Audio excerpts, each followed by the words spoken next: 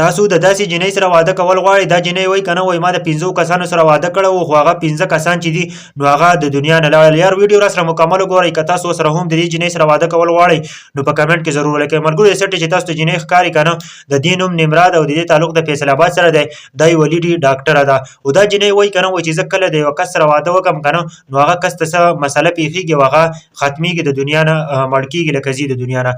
ملګرو ویډیو راسره مکمل وګورئ چې دې کوم خاوندانو سره واده کړی او نو هغه ته کومې مسلې راغلې وې او دا جنۍ اوس په زندګي کې څه غواړي. ملګرو سټ چې تاسو جنۍ ښکاري که نه، دا وایي که نه، د نمرا وایي که نه ما چې د اولین خاوند سره کله واده وکړو که نه نو هغه د روډ په اکسیډنټ کې ووالی شو او هغه د دنیا نه لاړ. وایي بیا مې د دویم سره واده وکړو، چې کله مې د دویم سره واده وکړو نو دویم کس چې دی نو هغه سیلاب یوړ او د دنیا نه ختم شو. او دریم سره مې چې کله واده وکړو نو وایي دریم کس چې دی نو هغه ته کینسر ولګېدو او د کینسر بیمارۍ په وجه باندې هغه د دنیا نه لاړ. او څلورم هم داسې مسله ورته راغله او پنځم ته هم داسې مسله راغله.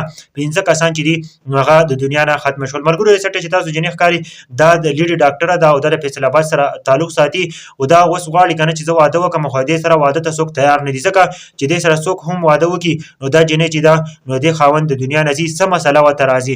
دا جنۍ وایي که نه چې زه واده وکړم، زما بچي، زه خپله زندګي تېره کړم او دې سره څوک واده ته تیار نه دي. که تاسو ورته واده ته تیار یې که نه، ښه غوندې کمنټ وکړئ. ملګرو دا په فیصل آباد کې دي خو ډېر زیات مالداره دي.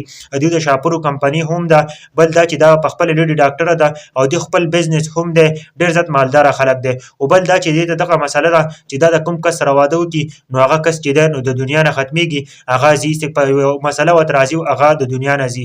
یار تاسو داسې جنۍ سره واده کول غواړئ نو ښه غوندې کمنټ وکړئ، ځکه چې دا جنۍ غواړي که نه، دې په اخبارونو کې هم څو پورې چاپ کړي دي چې زما سره څوک واده کول غواړي نو هغه چې دی نو په نمبر باندې رابطه او نمبر یې هم خپلې ورکړي دي. او دې سره بالکل څوک چې دی نو واده ته تیار نه دي، ځکه چې څوک ورسره واده وکړي نو هغه مکمل طور باندې د دنیا نه ختمیږي. یار دا په فیصل آباد کې دا واقعه راغله، 15 کسانو سره واده کړی او 15 کسان چې دي نو هغه مکمل طور باندې د دنیا نه ختم شوي دي.